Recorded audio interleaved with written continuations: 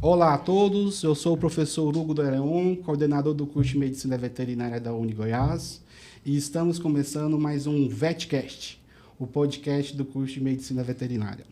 E hoje estamos com o tema Conhecendo a Raça Gir Leiteiro.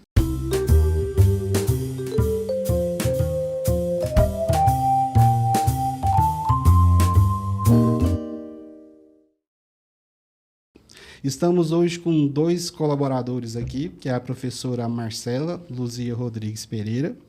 A professora Marcela é zootecnista, com doutorado em ciência animal e tem larga experiência na área de produção e nutrição de ruminantes. Seja muitíssimo bem-vinda, professora. Obrigada, bom dia a todos. E estamos aqui com o Amarildo Gonçalves Pires. O Amarildo é pecuarista, palestrante, escritor, proprietário da Estância Tamboril, que é um banco genético aí a céu aberto, né? E tem larga experiência na área, no campo, né? E o Amarildo vai ensinar, inclusive, vocês aí, estudantes, a pensar fora da caixinha. Seja muito bem-vindo, Amarildo. Obrigado aí pelo convite, Hugo Leon. É um prazer poder participar aqui com vocês nesse momento aqui e agradecer aqui também a doutora Marcela Pereira, que está aqui, a professora Marcela Pereira, que está nos acompanhando nesse dia de hoje. Ok. E, inclusive, pessoal, a Estância Tamboril, né, é uma parceira aí de longa data nossa, né? Os nossos alunos fazem estágio lá e é sempre salutar colocar o nome da Tamboril aqui, porque oportuniza os nossos alunos a ter contato com animais aí de alta genética, né? Então, sempre incentivar os nossos alunos a ter contato com esses animais aí, e é uma parcerona nossa aqui. Bom, vamos começar então o nosso podcast aqui, pessoal. Eu vou começar com o nosso membro externo aqui, que é o Amarildo. Vamos ver se eu fiz a minha tarefinha de casa certo, gente, mas o Gir Leiteiro, ele começou, foi uma raça que ele veio da Índia, né? E chegou no Brasil aí por volta de 1911, aí na região de Minas. Eu queria saber um pouquinho do Amarildo, como que começou a história do Gir Leiteiro na Fazenda Tamboril. O Amarildo falar um pouco da trajetória dele aí pra gente. Hugo, foi bem oportuna sua pergunta. Eu era criança ainda, tinha seus 6, 7 anos de idade. Meu tio Ramilo, ele criava gir. Só porque um gir naquela época, o gir eram animais com muito chifre, as tetas muito grandes, né? E o animal muito bravo naquela época, porque o gir que era criado naquela época era o gir padrão, não era tipicamente o gir que hoje nós criamos, que é o gir leiteiro, que tem essa docilidade, né? E, então, ali naquela época eu tinha um amor muito grande pelo gir. E meu filho, o Bruno, também teve esse carinho pelo gir. Então, quando a gente tinha uma chácara de um alqueire de terra e compramos uma vaca. E começamos tudo ali através desse um alqueire de 4 hectares, mais uma vaca. Por quê? Porque a gente tentou criar outras raças, mas não funcionava. E a gente via que o gir tinha uma resistência muito grande e produzia muito leite. Então, a gente optou por comprar. Na época, fui chamado de louco, né? Porque comprei uma vaca que praticamente quase 50% do valor da fazenda na época. E essa vaca eu comecei a multiplicá-la. Ninguém quase falava em FIV, eu comecei a multiplicá-la. E tempos depois, as pessoas queriam... e uma filha dessa, quando eu comprei ela, a dona dessa vaca, teve uma filha campeã na Expo Zebu. E aí todo mundo queria adquirir a vaca novamente de mim. Eu falei, não, eu tenho filhas dela, eu tenho embrião dela. E comecei a comercializar. Então, no começo, eu quero dizer para você que eu passei noites e noites sem dormir, porque eu não entendia por que Deus tinha me colocado numa situação igual àquela, adquirir uma vaca que era praticamente 50% do valor da minha fazenda, do meu sítio. Eu falava, pô, tem alguma coisa errada. Mas eu procurava entender, e Deus me mostrou o caminho da FIV, o caminho do embrião. E aí eu comecei a multiplicar esse animal. E aí as pessoas vinham, compravam os embriões, eu colocava em leilão, e aí eu já comecei a rodar. O pneu começou a rodar, e eu comecei a pegar esse dinheiro e comprar outros embriões. E comprava barriga de aluguel e implantava. E aí, quando chegou um certo momento, em 2008, a gente mapeou o Brasil todo, os melhores animais que tinha, e fomos atrás em busca de embrião, não do animal. Porque o animal custava muito, e a gente não tinha poder aquisitivo para aquilo. Mas o embrião era valor baixo aquisição. O valor era de baixo valor. A gente começou a mudar a história da Tamboril. E atrás da genética, né, gente? E aí, Hugo, a gente criou na Estância Tamboril o maior banco genético da América Latina. Porque nós temos todas as famílias, professora. A gente conseguiu reunir na Estância Tamboril todas as famílias do gir leiteiro. E aí, com o melhoramento genético, a gente conseguiu aprimorar muito o quê? A docilidade dos animais, usando touros com melhores, né, melhor temperamento, usando os touros que corrigem as tetas, corrigindo a postura do animal, né? Então, isso melhorou muito os animais. E hoje nós temos animais extremamente...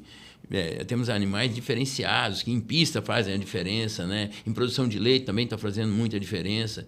E isso fez com que a gente crescesse muito nesses últimos, de 2008 para cá. Isso tem pouco tempo, né? 2008 para cá, a gente começou em 2008, mas eu falo que é o seguinte, a FIV ela é maravilhosa porque é um trabalho de tecnologia que propicia um animal dar 50 cria por ano. Sim. Método natural daria 1. Então, faz com que, se você tem um animal geneticamente diferenciado, você multiplica ele 50 vezes no ano. E no outro ano mais 50 vezes, assim por diante. Então, multiplica-se muito rápido. E isso devemos muito ao trabalho que vocês fazem nas faculdades, né? No caso, na faculdade de veterinária, onde vocês formam profissionais veterinários para poder fazer esse trabalho juntamente conosco.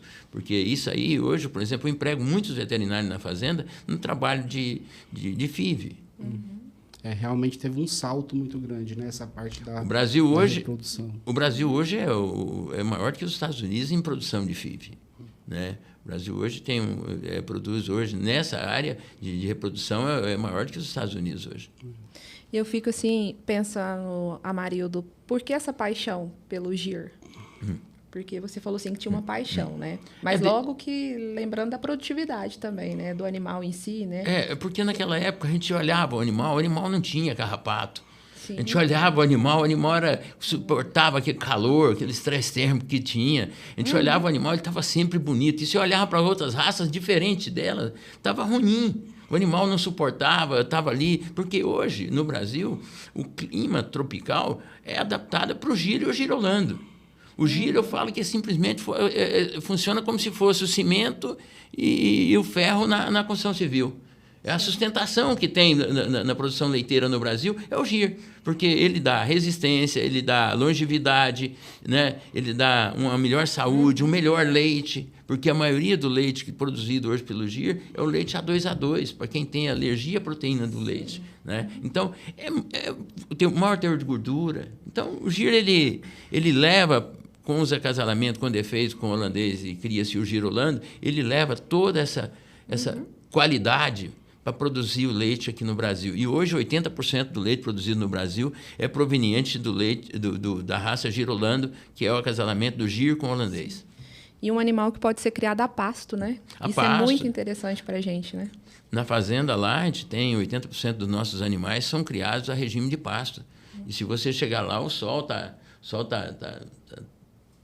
forte e o animal quer ficar no sol, porque o gir é muito adaptado ao clima tropical. Como que tá esse negócio do leite, né? Porque, assim, o leite A2, a gente tem o leite A1, né? E o A2A2.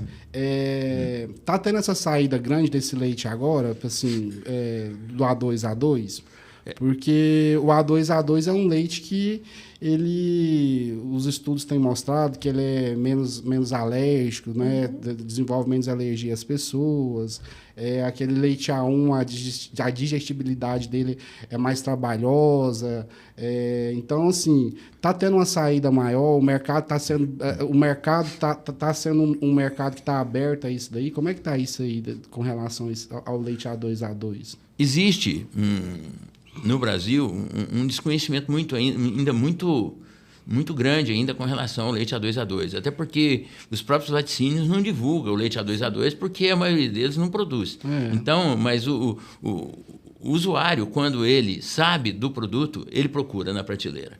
Hoje, eu falo por mim, porque eu só tomo produtos A2, porque eu tenho alergia à proteína do leite. Então, eu tomo iogurte, eu tomo queijo, eu vou comer queijo, então eu tomo leite. É tudo produzido pelo A2, porque eu tenho alergia à proteína do leite. Porque o custo do litro de leite, ele é um pouco maior, mas, em compensação, ele diminui você de ter problemas amanhã e de gastar com farmácia, com remédios, né, para poder tentar se recuperar. Então, eu sou muito adepto ao A2, e o A2 hoje já temos laticínio aí, os grandes laticínios, lançando o A2, porque nós falamos muito nisso, batemos muito nisso, e eu falo para você, tem aí 14 anos, 13 anos que eu estou batendo no A2 e a gente vem melhorando, produzindo embriões só de A2, porque o mundo quer esse leite. Hoje, a genética procurada na Estância Tamboril por outros países, principalmente da América do Sul, América Central, é tudo A2. Se você chegar nos países lá fora, todo mundo conhece o leite A2. Aqui, a própria imprensa, os próprios laticínios falam pouco, porque o que nós produzimos é insuficiente para poder atender a demanda que existe no mercado. Se não me engano, tem uma fazenda em Brasília que ela já produz só o leite A2. Então, assim, há uns 2 anos atrás, era difícil a gente encontrar no mercado, né? Hoje você já vai no mercado e já encontra, né? Algumas empresas que produzem, né? Que só vende o leite A2. Devido ao animal zebuíno, né? Principalmente o animal gir, que a gente está falando aqui agora, né? Ele tem essa capacidade, né? Na parte da genética muito bom para produzir, né? Esse leite A2. Porque houve uma mutação genética dos animais europeus, né? E essa, né, é uma vantagem que a gente tem, né? Desses animais zebuínos. E aí tem algumas empresas que estão mesmo vendendo só a parte do leite A2 mesmo. A Tamboril tem um projeto, a gente já tem um projeto em mãos, mas em função de a gente ia implantar isso lá na Estância Tamboril, já era para ter implantado, porque hoje 90% do leite produzido na Estância Tamboril é A2. Então, a gente precisa... É só fazer um trabalho de separar esse leite para comercializar. Então, a gente tem tentado fazer um trabalho aí no sentido de que... muito em breve, 100% do leite produzido na Estância Tamboril seja A2. Até porque nós temos hoje muitas fazendas que nós vendemos a genética que produz só A2 hoje. Eu vou fazer uma perguntinha, mas assim, porque eu não tenho ciência. Os laticínios pagam a mais por esse leite A2? Paga sim. Ele é comercializado a um valor bem superior ao valor que é pago hoje em função do leite A2 e em função da qualidade do leite também. Né? Se agrega valor. E hoje, Daniel, eu acho que o produtor de leite, tocando nesse assunto, o que nós temos hoje é que o produtor de leite ele reclama demais. E reclamar é um mal. É uma maldição danada. Eu sempre falo nos meus livros que quando você reclama, para você andar para trás, no seu carro você usa qual marcha? Não é ré? Vem de reclamar. Então, quando você reclama, bicho, você clama 2 vezes. Então, o produtor de leite ele reclama demais. E ele é um cara que acorda 4 horas da manhã, todos os dias, de segunda a domingo. É um cara abençoado, é um cara que... Mas, infelizmente, ele está com, assim, ó, tá com as vistas tapadas. Por quê? Porque hoje vai ficar nesse segmento aquele que investiu em tecnologia. E a tecnologia significa o quê? Uma boa semente, um bom embrião. Não adianta você querer adquirir animal e falar, vou comprar um animal e vou fazer um plantel. Porque o produtor de leite ele entra na raça de forma totalmente errada. Sim. Ele quer comprar animal, sai comprando animal pelas fazendas e monta na fazenda dele um plantel. E ali ele montou um plantel tirando um animal de cada fazenda. Então, ele leva para a fazenda dele e acaba montando um hospital, não é um plantel. Porque vem animal com doença, você sabe disso, professor? Sim. E aí isso acaba contaminando todo o plantel e faz com que logo, logo ele desanima da atividade. E aí, hoje nós temos um problema muito sério. Porque o que está acontecendo? A raça, o leite... com o preço que caiu em função da importação do leite da Argentina, que nós estamos vivendo agora, que é um problema que vem desde o ano passado e agora atenuou muito nesse primeiro semestre desse ano, o que acontece? O leite caiu de preço. Mais de 100 mil produtores de leite abandonou a atividade. Então, nós estamos passando por um processo de revolução no leite. A pecuária leiteira passa no Brasil por um período de muita preocupação. Se não for feito nada por parte dos governantes, em função para subsidiar os pequenos produtores, porque a pecuária leiteira, ela emprega 60% do leite produzido no Brasil, vem do pequeno produtor. E esse pequeno produtor está abandonando a atividade, mudando para a cidade para poder trabalhar em serviços de pedreiro, outros tipos de serviços. Por quê? Porque ele vendeu o sonho dele, que é a fazenda. O tirador de leite, ele sonha, ele gosta, aquele é um vício. Tirar o leite eu falo que é uma cachaça para quem gosta do leite. Então, eu falo para você, porque a fazenda de leite é uma fazenda alegre, uma fazenda onde tem animal, onde as coisas acontecem. E isso que o Amarildo está falando é visto nítido dentro da sala de aula. A tradição, como é que ela é, né? Porque a disciplina que eu ministro na faculdade, uma das disciplinas, ela é tanto a parte de corte como a parte de leite. Quando a gente entra na parte de corte, eles gostam muito. Quando a gente entra na parte de leite, eles já começam assim, não dá dinheiro. Não dá dinheiro, porque isso daí não dá dinheiro, porque fulano não sei o quê. É isso que você está falando, né? A parte de gestão. Mas eu acho que vai bem nisso que o Amarildo está falando. É assim, a gente tem que pensar em como que essas tecnologias elas têm que chegar no pequeno e no médio produtor. Porque, realmente, a cadeia produtiva, a cadeia leiteira do Brasil, assim, a maior parte, ela é sustentada pelo pequeno e médio produtor. E se esses produtores eles não tiverem acesso a essas tecnologias, eles estão findados realmente a falir. Porque se eles não tiverem acesso a essas tecnologias, a formas de melhorar a pecuária leiteira, vai acontecer o que está acontecendo hoje. O grande produtor, quem tem acesso às tecnologias, eles estão conseguindo se manter de certa forma aí, né? Mas o pequeno ele não está conseguindo, né? Professor, eu falo uma para você. Quando o aluno falar isso para você, professor, eu quero te dar uma resposta para que você possa passar para eles. O milho, antigamente, era 10 centímetros. Com a tecnologia, a espiga de milho triplicou o tamanho. Muitos grãos. Hoje é pouco sabuco e muito grão. Então, quando você aumentou, isso foi tecnologia. E o produtor investiu o quê? Numa adubação correta, correção do solo, e plantar uma semente boa. O que aconteceu com isso? A produção aumentou muito no Brasil. Isso se chama tecnologia. Na pecuária leiteira, da época dos nossos avós, foram importantes para chegar até aqui.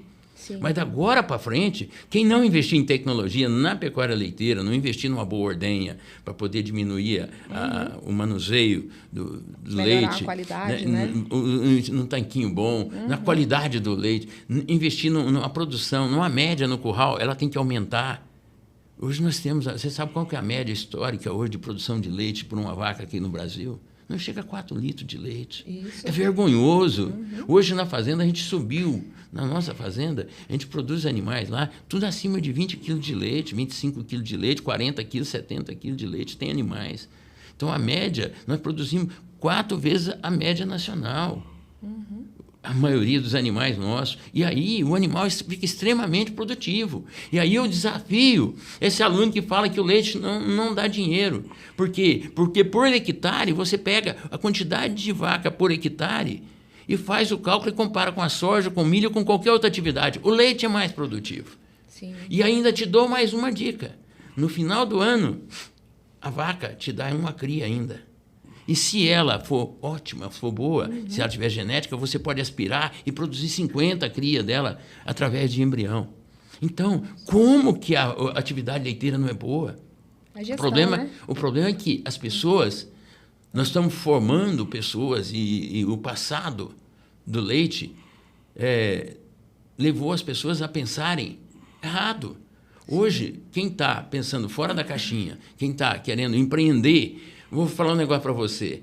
Ele vai entender que a vaca é um animal que produz muito.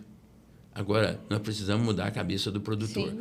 O produtor não pode mais pensar igual, eu sempre falo, igual aquela padaria antigamente que tinha. Antigamente nós tínhamos uma padaria que só produzia pão. Só produzia pão. E aí, o que acontece? Aí surgiu as padarias modernas aí, produzindo pão, rosca, bolo, biscoito, e virou tudo, surtiu toda, virou de uma coisa, o cara vinha buscar o pão e levava o resto. Então, gente, nós temos que entender que a nossa fazenda, o leite é consequência. O cara vem buscar o leite, mas ele leva o resto, ele leva a genética, ele olha uma vaca boa lá, pô, eu quero comprar a genética dessa vaca. Ele compra uma bezerra, ele compra uma vaca, e compra um embrião. Então, quer dizer, nós temos que vender outras coisas. Nós temos que fazer com a nossa propriedade sair da monocultura. E é isso que a gente passou a entender. E eu quero falar para vocês que eu acho que é isso que nós temos que formar. Dos veterinários, porque muitos dos pequenos produtores, eles acham que quem está ensinando eles, não, eu tenho um veterinário me orientando. Então, por isso, nós precisamos sair de lá de dentro da faculdade com a cabeça do veterinário, não aquele que cura pé de vaca, aquele que faz parto, mas aquele que enxerga como empreendedor. Sim. Aquele que enxerga o mercado como oportunidade, que no segmento de multiplicação que nós fizemos, Deus propiciou ao veterinário o milagre da multiplicação. Ele pode multiplicar os animais dele na fazenda de qualquer propriedade. Basta o cara ter um tronco. Ou então basta ele ter um bretezinho. Sabe? Nós fizemos, colocamos embrião em lugar que nem tinha. A gente laçou o animal e implantou. Cara, hoje tem como fazer. Agora, não dá. É para o povo fazer, o grande tirador de leite, preocupado com a vaca para emprenhar a vaca dele, fazer o pioramento genético. Você já viu o que é pioramento genético, professora? Pioramento genético é quando ele pega um touro de outra raça, como um Nelore, por exemplo, e põe na vaca de leite dele. Ainda tem muito ele ainda, dá uma ré assim, ó, ele recua. Sabe? Por quê? Porque ele estragou toda a cadeia do leite. Então, isso tem muito. A gente pergunta assim, mas por que, né? Cruzar um animal... Nelore, por exemplo, com um animal leiteiro, né? Ah, porque eu quero vender os machos. Mas o que a pessoa quer? Qual que é o foco da pessoa? Vai vender um macho sem valor, gabiru. Sendo que que poderia ter um animal de elite registrado, PO, registrado, ele associar Hoje não importa onde você está, o importante é onde você quer chegar. Sim. Eu sempre falo isso no meu livro, professor. Não importa onde você está, o importante é onde você quer chegar. Eu estou aqui, mas eu quero chegar na Avenida Paulista, eu vou chegar. Tem que ter um objetivo, né? O produtor de leite ele tem que acordar e ter foco. Ele tem que ter foco. Não é só tirar o leite. Nós estamos cheios de extrativista. Não podemos ser apenas um extrativista, nós temos que ser um produtor de leite. O produtor de leite é aquele que zela pela qualidade do leite, zela pela limpeza, zela pelo o bem-estar dos animais, zela pela produção dos animais. Então, quer dizer, o cara que briga pela média do curral, peraí, eu estou tirando leite de 100 animais. Quantos litros de leite está produzindo? 4 mil? 4 mil dividido por 100. Quanto que é a produção de leite que eu tenho? Essa média tem que subir. Essa média ele tem que subir. Todo dia ele tem que ir no curral e brigar com isso. Peraí, essa vaca aqui está atrapalhando a média. Ela produz abaixo da média. Peraí, essa aqui eu vou descartar. E vou colocar um animal no lugar, vou trabalhar para colocar um animal para subir essa média. Então, é isso que tem que ser trabalhado. Porque hoje, tem uma coisa que é interessante. Nós somos a única atividade que produzimos em dólar e vendemos em reais. Nós produzimos, pagamos em real, pagamos em dólar na hora que você compra. E vamos entregar para o laticínio para saber o que nós vamos receber 40 dias depois, e em real. Então, quer dizer, cara, se o cara pensar bem, fala, pô, esse cara é louco. Mas nós temos que ser louco, porque alguém vai ter que manter nessa atividade. Muita gente saindo, o leite vai ter um preço muito elevado daqui a pouco. Vai ficar os profissionais. Aquele que for amador vai sair. Agora, preocupa muito, e a questão política tem que se preocupar com isso. Nossos políticos têm que preocupar. Você sabe por quê? Porque o leite tem uma questão social muito grande. Ele está presente em 98 municípios, 98% dos municípios brasileiros. Ele que gera emprego. Então, é um dos maiores empregadores. E as pessoas não caíram a ficha ainda. E nós temos que olhar isso. Por quê? Porque a soja e o milho faz um trabalho de expulsar o pequeno produtor para a cidade. Por quê? Porque o pequeno produtor ele não tem acesso à tecnologia. Ele não tem acesso ao embrião para adquirir um embrião. Um ordenha. Ele não tem subsídio. Ao acesso aos financiamento do Pronaf, que seria uma linha de custo menor, muita burocracia, e ele, a maioria das vezes ele não tem condição de fazer um projeto para poder adquirir o financiamento. Chegar lá, então, eu falo para você, professor, principalmente nós precisamos de política para o setor. Verdade. Políticas públicas para o setor. Porque se realmente a gente ficar nessa linha que a gente está, o que a gente está vendo é assim, uma depreciação cada vez maior do setor. Né? E é preocupante, você sabe por quê? Porque amanhã vai ter menos alunos de veterinária. Por quê? Atuando nessa parte. Isso vai diminuir. Agora, por quê? Porque o aluno veterinário ele tem que ir para o mercado pensando que, eu vou para o mercado não para mim ser um trabalhador braçal. Sim. Eu vou para o mercado para mim ser um empreendedor. Para me montar um laboratório, para gerar para poder exportar embrião, para poder fazer... Ele tem que ir para o mercado para poder pensar diferente, sabe? Para poder ficar atrás da vaca ali, fazendo toque, curando uma ferida no animal. Não, gente, isso aí está fora do mercado. Nós temos que pensar hoje, fora da caixinha, igual o professor falou. Falando em fora da caixinha, a gente, né, só pegando uma adenda aqui, quando eu fui na Fazenda Tamboril, eu vi lá uma comitiva lá uma vez de várias embaixadas lá. Tinha México, Guatemala, Honduras. Como que está esse projeto aí de exportar material genético aí para os outros países aí? A Estância Tamboril tem recebido sempre delegações. No início do ano, a gente recebe muitas delegações de embaixadores, para fazer um trabalho de exportação. Durante muito tempo, a gente recebeu muitas delegações, mas devido à dificuldade por parte do MAPA de processo de protocolo de exportação, emperrou muito.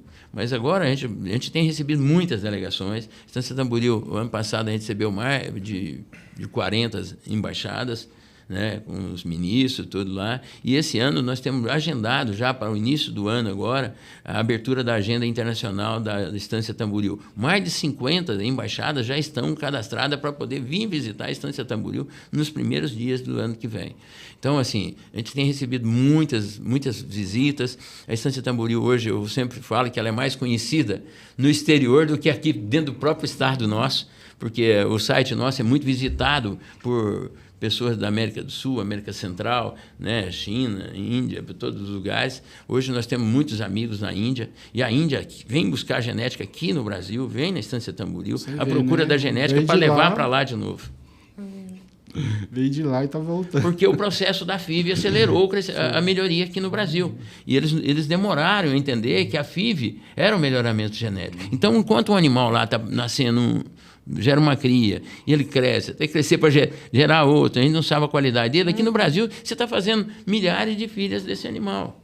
Então, a FIV acelera muito o crescimento e o ganho de genética. Por isso, o Brasil hoje possui, no Brasil, o Brasil é o maior produtor de genética de gado leiteiro do mundo. Nós somos o maior produtor de genética de gado leiteiro do mundo. E nós somos no leite, eu acho que isso está errado, e isso nós precisamos muito de apoio, de incentivo, de subsídio, para que o leite possa ocupar o primeiro lugar, porque nós somos o terceiro maior produtor de leite, com um espaço muito grande para crescer, porque o Brasil tem que ser o maior produtor de leite do mundo. Por quê? Porque nós temos espaço geográfico, nós temos uma melhor genética, nós temos clima bom, nós temos condição de fazer alimento para esses animais. Então, não tem porquê nós não sermos o maior país em produção de leite. Nós tínhamos que estar exportando leite para todos os países aí. Agora, o que acontece? Nós estamos importando. É vergonhoso. Isso é um desrespeito. Isso é um desrespeito ao produtor de leite, que acorda 4 horas da manhã, sabe? Para poder tirar leite. Para poder, às 8 horas da manhã, o leite está na mesa de todos os brasileiros. Agora, nós importamos um leite que nós não sabemos a qualidade do leite. Nós não sabemos se esse leite se tem colostro, se tem sangue, se tem antibiótico. Porque aqui no Brasil, graças ao trabalho que foi feito, e muito trabalho bem feito pelas agências reguladoras, o Brasil tem uma política muito severa com relação ao leite. Se você aplica um antibiótico no animal, o leite tem que ser descartado. O laticínio faz o exame na mesma hora e não aceita. Então, quer dizer, hoje, a qualidade do leite é examinada toda hora. Se tem uma CCS alta, o laticínio aceita. Tem um limitador que até X aceita o leite. Caso contrário, tem que ser descartado. A CBT, a questão da limpeza, também. Então, quer dizer, em outros países não tem essa mesma exigência. Então, eu acho que assim, nós precisamos muito começar a cobrar dos nossos dirigentes, dos nossos políticos, para que nós tenhamos uma política definida para o setor. O setor precisa de política para o setor. Eu vejo muita gente falando, fala, e não acontece. Porque o setor nosso é um setor que não é unido. E nós precisamos agora, nesse momento, eu até falei para o Luiz, que é presidente da OCB, que é o momento de crescimento das cooperativas. Porque se o produtor não se unir para poder comprar mais em conta e vender com o melhor preço, e só consegue isso através do cooperativismo, vai ser difícil sustentar. Por quê? Porque o pequeno produtor ele não é respeitado pelas grandes indústrias. Ele não é respeitado pelas grandes indústrias. Agora, aquele que tem um leite bom, que tem uma quantidade de leite alta, as grandes indústrias vai lá, respeita, quer saber o que você está, o que pode ser feito para poder ajudá-lo, né, paga mais. Não é? Então, quer dizer, isso é preocupante. Então, nós precisamos entender, e eu acho que os presidentes de cooperativas, vai aqui a dica, eu acho que eles têm que sair um pouco daquela mesmice e tentar enxergar que nós precisamos investir em tecnologia para o produtor. Temos que buscar condição de ter um subsídio para o segmento. O segmento precisa de subsídio, porque se não tiver subsídio, para você ver, o leite da Argentina está entrando aqui, na Argentina o produtor de leite tem subsídio. Então, quer dizer, o custo de produção dele é bem mais em conta do que o nosso. Não é justo eu pagar, na minha propriedade, eu pago R$50 mil de energia por mês. A minha energia mais cara do planeta. Como pode? Não tá errado. Eu pago o combustível mais caro que existe. O combustível que eu gasto na minha fazenda para poder arar, para produzir, o combustível é altíssimo, está errado. Não tem jeito, gente. Eu gero riqueza. O leite gera emprego, é questão social. Ele gera emprego aonde? Nas camadas menos favorecidas. O leite propicia aquele que tem pouca escolaridade a ter um ganho melhor.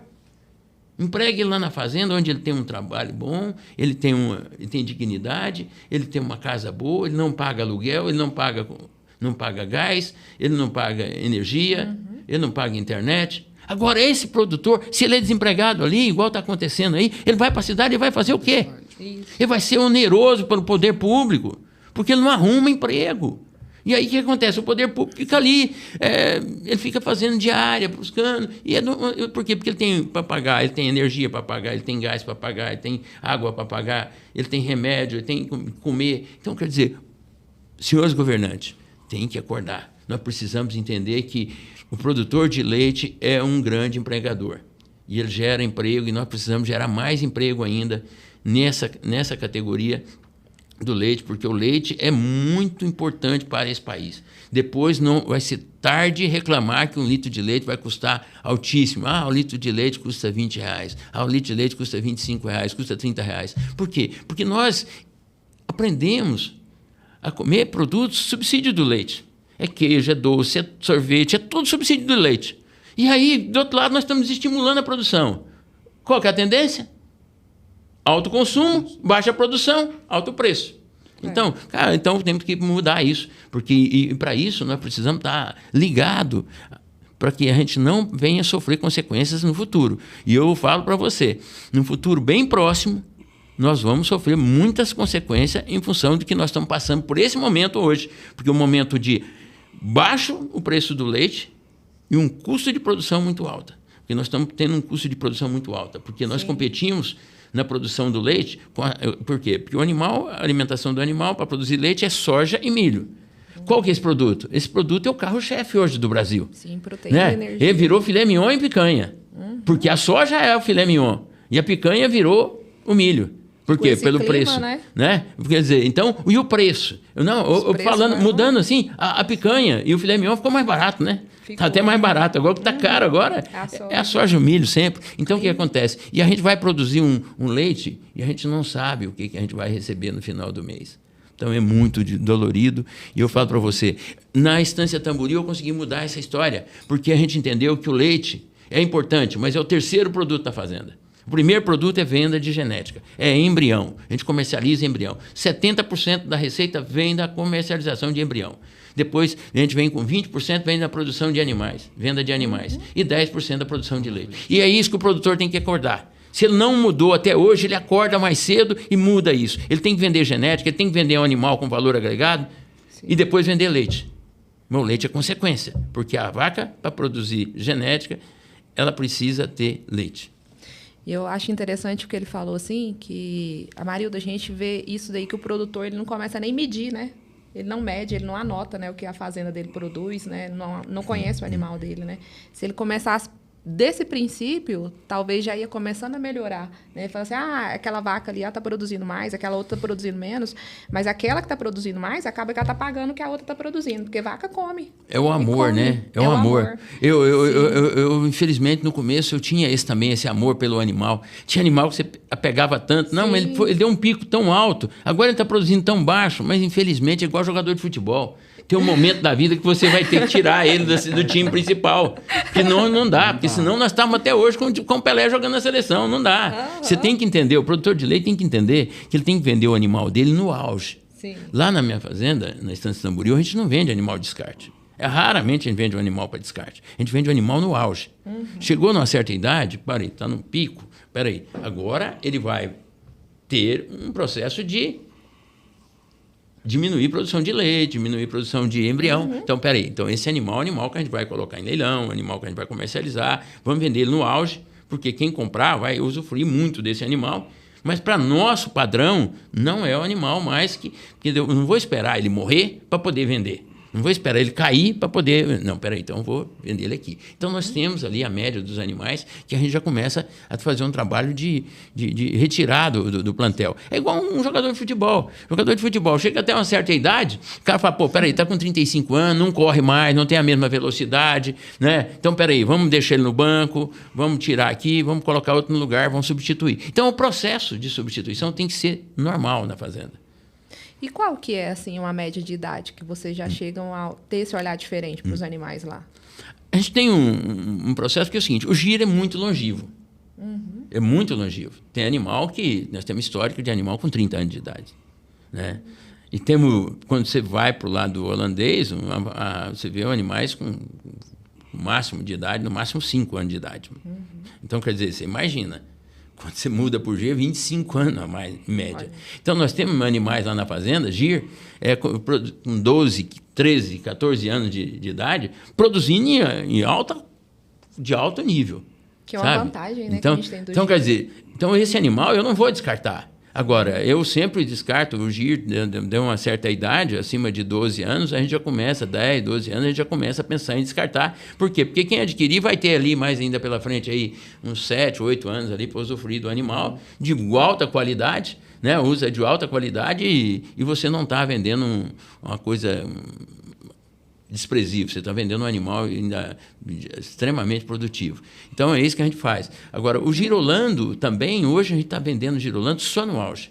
A gente está vendendo os animais girolando, ficando só com novilha. A gente tem reduzido muito o plantel, deixando só novilha e trabalhando praticamente quase com novilha. Novilha, a produção na primeira cria é baixa, mas é todas acima de 25 quilos de leite.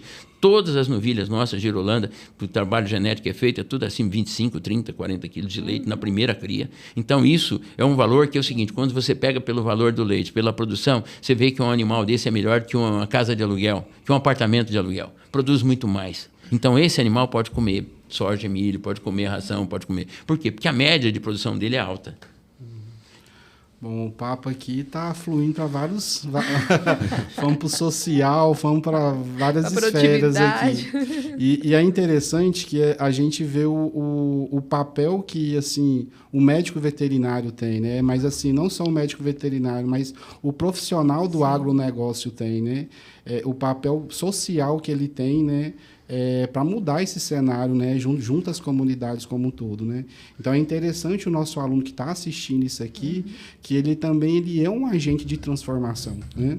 E ele, quando ele está na comunidade, ele pode ser um agente de transformação e mudar isso daqui, mudar a realidade. Isso aqui é muito importante. Baseado nisso daqui, eu queria fazer 2 perguntas para cada um de vocês, inclusive. Eu queria que vocês que vocês me deixassem uma mensagem, porque assim, eu sei que tem alunos que querem, apesar de poucos, né, mas tem alunos que querem triar o caminho aí da pecuária leiteira, né? Para esses alunos que querem triar o caminho da pecuária leiteira, que mensagem vocês deixariam para esses alunos aí?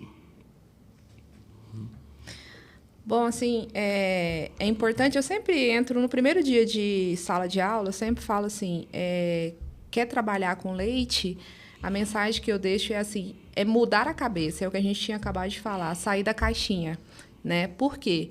Porque tem retorno? Tem, mas para esse aluno, ele saber que vai dar retorno, ele precisa entender que dentro da porteira, ele precisa fazer uma gestão. Então, ele precisa saber que a vaca come, ele precisa saber que precisa trabalhar com genética, porque independente se não tiver genética, ela vai comer, mas não vai produzir, que é o que a gente estava falando, né? E ele tem que entender que a vaca, ela precisa de um conforto, né? No nosso caso, o gir, né? Ele tem um conforto diferente, mas ele precisa desse conforto também, né? Diferente de alguns outros animais. E entender da parte da sanidade. Então, ele tem que entender de um tudo. E, principalmente, ele entender ser empreendedor, que é o que a gente estava falando. Ele precisa ensinar o produtor a ganhar dinheiro. Porque se o produtor ganha dinheiro, consequentemente, ele ganha dinheiro também, né? Porque existem vários profissionais. Então, a mensagem é assim, profissionais tem, mas qual que é o profissional bom? O profissional bom, ele vai ganhar dinheiro. Ele vai andar de Hilux, ele vai ter uma casa boa. Esses estão ganhando. Esses estão ganhando. O profissional que ele não é bom, acaba que com o tempo ele vai desistindo. Ele vai ficando muito cansado, ele vai ficando muito decepcionado. E, consequentemente, ele vai levando isso para o produtor. Então, eu acredito que a mensagem é mudar a forma de pensar. Você entra na faculdade para você ter uma ampla pensamentos. Se você continuar daquela mesma forma que você entrou, eu acredito que vai só piorar essa parte do mercado de leite em si. Mas que é um mercado promissor, né? Porque a gente sente fome, né? O Brasil, o mundo precisa de comida, que a gente sempre fala, e é um mercado muito bom. E essa é a mensagem.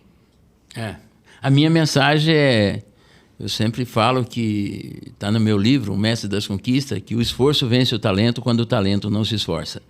Então, primeiramente... Você não trouxe o livro? Não, podia ter trazido o livro. Foi um equívoco, mas nós vamos mostrar o livro, está aí. Tá aqui. Está aí o livro aí. O livro hoje é best-seller, hoje, graças a Deus, está no mundo todo. Foi destaque na Feira de Coimbra, em Portugal.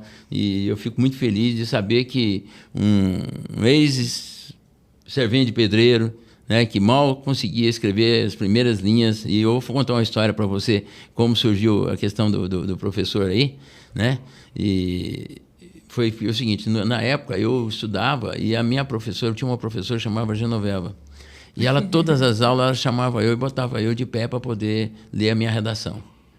Pô, essa professora tem marcação comigo.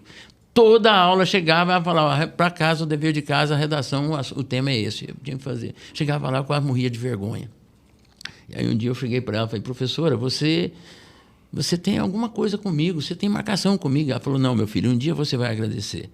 E ela está no meu livro, né? E eu faço questão de mencionar, me emociono quando eu falo dela, porque ela me fez forte naquele momento, quando ela me botava de pé para poder ler. Me fez corajoso para poder escrever um livro, aquela redação que ela me ensinou, ela faleceu agora, o ano passado. Mas aquela redação que ela me ensinou a escrever virou livro. Ela chegou a ver o livro? Ela chegou a ver. Eu acho que foi... Está aí eu acho que sim. No dia que eu lancei o livro, ela faleceu. Eu acho que não sei se chegou a ver, mas eu entreguei para a família. Mas foi assim... uma importância muito grande, eu tenho um reconhecimento muito grande aos meus professores que me ajudaram na minha formação, porque eu sempre falo que é o seguinte, não existiria o médico se não existisse primeiro o professor, não existiria o piloto, o cientista, se primeiro não tivesse o professor. Então, eu estou aqui diante de 2 professores, eu estou aqui rendendo as minhas gratidões a vocês por tudo que vocês fazem para o conhecimento, para a formação das pessoas. Então, é muito importante a figura do professor. Então, eu tinha que fazer essa menção. E quero falar para os alunos aí da faculdade que eu acho que, primeiramente, você tem que entender que nós não precisamos formar para ser um trabalhador. Você que está formando, pense em ser um empreendedor. Pense em ser alguém que queira fazer algo diferente. E eu falo para você, quando você faz isso, você vai facilitar muito a vida sua e das pessoas com quem você vai trabalhar. Muitas das pessoas olham para mim, professor, e falam, Marildo, você é um grande vendedor. no que você faz?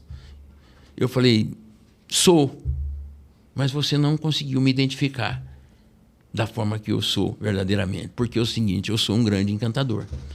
Porque eu vendo aquilo que o camarada não precisa comprar. E ele entende depois que ele precisava comprar. O vendedor é aquilo que vende, aquilo que o outro precisa comprar. O cara chega, pede uma mercadoria, ele vai lá e entrega. Não, sim, eu consigo vender aquilo que o camarada não precisava comprar e eu mostro para ele que ele precisava comprar aquilo. Então, eu quero dizer para você que o aluno que está saindo aí com todo conhecimento, com todo gás, ele tem que sair, chegar nas fazendas e mostrar esse tipo, enxergar lá na frente, farol alto, mostrando. Por quê? Porque com farol baixo está o produtor já. Sim. Com totalmente desconhecido. E muitas das vezes ninguém vai lá visitá-lo. Ninguém vai. Quando vai, é o veterinário. E o veterinário não pode ser esse salvador da pátria, quando o produtor, na hora que a vaca está morrendo, ele chama ele. Vem aqui, meu filho, vem cá, vê se você consegue. Mas ali já nem Deus dá conta mais. Aí o que acontece? Morre a vaca. Aí ele fala, não, morreu na mão do veterinário, aquilo lá é ruim. Cara, você tem que mexer com isso não. Você tem que mexer com reprodução, mexer com vida. Gerar riqueza. Saber que através de filho você gera 50 filhas de uma vaca diferenciada. Você tem que fazer um trabalho, mostrar para o produtor, mostrar para que a condição de ganhar dinheiro. Eu sempre falo que o veterinário ele tem que aprender a fazer conta. Ele não pode ficar só curando pé de vaca. Ele tem que pegar a canetinha e fazer conta. Peraí, eu cheguei aqui, qual que é a média do curral? Faz de cabeça, média, tanto. Peraí, onde está o bezerro? Isso. E chegar para o cara, falar, peraí, o camarada vai falar, peraí, esse cara, ele trabalha com veterinária, mas ele tem um know-how, um conhecimento que eu preciso dele perto de mim. Só para curar pé de vaca, meu filho, qualquer um cura. Sim. Agora, para poder ser veterinário, para fazer parto, não, você tem que ser um facilitador. Quando o camarada, você chegou na fazenda e falou, senhor, peraí, eu vou mostrar um negócio para o senhor que o senhor vai ganhar dinheiro. Vou mostrar para o senhor o caminho, como você vai fazer isso. O senhor vai fazer isso, o senhor não vai ter esse problema de doença. Peraí, o senhor vai fazer uma mineralização no gado do senhor, o senhor vai evitar isso, o senhor vai evitar aquilo, o senhor vai melhorar a água, o senhor vai usar uma água, não água de superfície, que tem muita contaminação, e isso contamina o rebanho do senhor, dá doença. O senhor vai usar uma água de um poço artesiano, fura um mini poço, o custo é baixo, e vamos usar essa água. O senhor vai fazer isso. Aí o camarada começa, peraí, esse cara é o cara que eu tenho que andar com ele. Esse é o veterinário bom. Agora, o veterinário que chega lá e baixa a cabeça e vai... Não, é esse recado que eu quero deixar para vocês. Pensa fora da caixinha, procure melhorar. Outro dia eu recebi lá na fazenda, uma quantidade muito grande de alunos de uma faculdade aí. Cheguei lá, os alunos todos, professora, esperando eu para poder falar com eles. E eles todos deitados no chão, um deitado no colo do outro, aquele negócio ali, aquela descontraída, todo mundo descontraído, e os pais ali perto, mas ninguém preocupado. Eu mandei soltar um tanto de animais de manso, dócil, no meio para ver. Ninguém nem olhou para as vacas. Aí eu peguei e falei para eles, que reuniu todo mundo, eu peguei e falei, se eu fosse contratar um veterinário, eu não contrataria nenhum de vocês. Porque vocês estão num parque de diversão. Tinha que estar despertando a curiosidade. Peraí, como é que funciona essa baia? Como é que é isso aqui? Como é que é aquilo? Como é que é aquilo? E o interesse? Se não demonstrarem interesse nenhum pelos animais, se não demonstrarem interesse nenhum em conhecer, vocês vieram aqui, eu falei, tem alguns pais aqui, investiu o dinheiro errado. Está na hora de vocês mudarem. De repente vai fazer moda, de repente vai fazer outra coisa que identifica mais com vocês do que o curso de vocês. Então, professor, sabe o que é? O que mudou? A hora que acabou aquilo ali, os alunos veio um por um em mim. Falou, você mexeu com o brilho nosso. Você cutucou nós. Você nos deu um cutucão que nós precisávamos receber. Então, quer dizer, às vezes a verdade tem que ser dita. A gente precisa mostrar para eles. Porque eles acham, peraí, eu virei veterinário, agora eu sou doutor, eu sei tudo, eu chegar na fazenda, o cara não conhece nada, quem sabe sou eu. Quer dizer, cara, nós estamos aqui, um verdadeiro aprendiz. Estou aqui aprendendo até hoje. Eu falo igual para você. Hoje, lá na fazenda, eu não tenho medo de falar para veterinário, para falar para pessoa. Por quê? Porque eu senti na pele. Eu acordei 4 horas da manhã, eu sei tirar leite, eu sei mexer com ordenha, eu sei tocar um trator. Não sou do dia a dia, não fui formado ali, mas eu sei fazer tudo que tem na fazenda para poder orientar meus funcionários. Porque para poder... saber mandar e ter o respeito das pessoas, você precisa saber fazer. Exatamente. Você tem que ter o conhecimento. Se você chega, professor, e fala para um funcionário seu com desconhecimento, ele não respeita você. Sim. Ele fala, peraí, o cara está mandando fazer um trem que é errado. O cara está falando para mim fazer isso que é errado, eu não vou fazer. Aí você começa a perder a credibilidade. Então, o veterinário, que ao chegar na fazenda, ele tem que demonstrar conhecimento, clarividade, interesse em aprender, sabe? E orientar, chamar o funcionário, peraí, isso aqui não é assim, assim, assim. Quer dizer, o camarada tem que mostrar que ele é um facilitador. Hoje, o trabalhador só vai despontar no mercado aquele que fizer algo mais. Aquele que souber fazer algo mais. E aquele que souber comunicar. Aquele que saber se comunicar vai sobressair. Pode ser em qualquer segmento. Você tem que saber se vender, saber se comunicar, saber vender facilidade. Porque hoje, quando eu quero comprar alguma coisa, primeiro eu quero comprar noites de sono, eu não quero comprar só colchão. Então, quer dizer, eu vou lá para vender colchão, tem 1.500 pessoas para vender colchão para mim, vem vender, mas o cara vem, esse aqui é mais barato, esse aqui, não sei o quê, isso aqui. Fui comprar colchão outro dia, foi nessa história. Fui comprar um colchão aqui, um colchão para levar para a fazenda, falei, a maior parte do meu tempo eu vou passar em cima do colchão, então eu quero um colchão bom. Aí fui no colchão, a moça, não, o preço é esse, não, esse aqui é bom, esse é mais barato. Eu falei, minha filha, eu quero um colchão bom. Aí eu fui num outro lugar, a moça falou, deita nele. Olha como é que é. Você mexe do outro lado, não movimenta. Espera aí, pega um copo d'água e jogou em cima dele. Falei, não pega. Então, quer dizer, esse aqui, a qualidade é isso. Eu deitei, falei, maravilha. Ela pegou, o professor vai ter sonhos maravilhosos. Não sei o quê. Eu falei, minha filha, é esse mesmo. Eu quero comprar noite de sono. Eu conheço, comprei. Quer dizer, independente do preço. Então, independente do preço, você não olha. Aí o preço vira...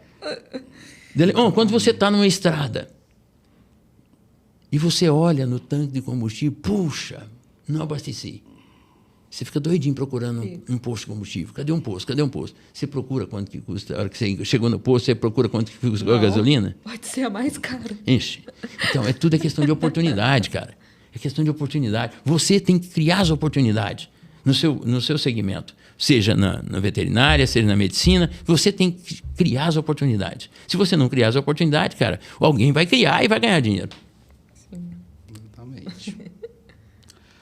Bom, pessoal, agradeço muitíssimo, né, a professora Marcela, agradeço ao Marildo aqui e quero falar aí para os alunos que foi muito mais do que falar sobre gado giro isso daqui, né?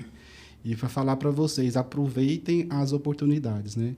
Eu acho que constantemente as oportunidades estão batendo na porta da gente. Eu acho que todo momento tem oportunidade e às vezes a gente não dá valor para isso, né? Então, aproveita as oportunidades que aparecem, constantemente estão aparecendo oportunidades e a gente, às vezes, não dá valor para essas oportunidades. Então, agarre essas oportunidades, né? E falar para vocês que a UniGoiás vai estar sempre aberta, né, para oportunizar isso para vocês. A Estância Tamboril é uma parceirona nossa aí também, né? E qualquer dúvida, que nós estamos à disposição de vocês. Agradeço muitíssimo e esse aqui é o final do nosso VetCast. Muito obrigado.